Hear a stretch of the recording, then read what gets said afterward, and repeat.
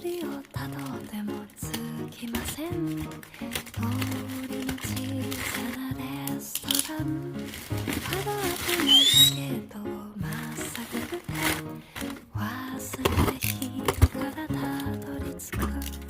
予約は一つもありません。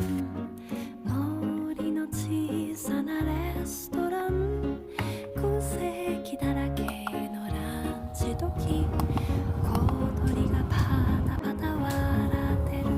チュルチュンチュンチュンチュンチュンチュルチュン、チュルチュンチュンチュンチュンチュンチュルチュン、チュルチュンチュンチュンチュンチュンチュンチュルチュン。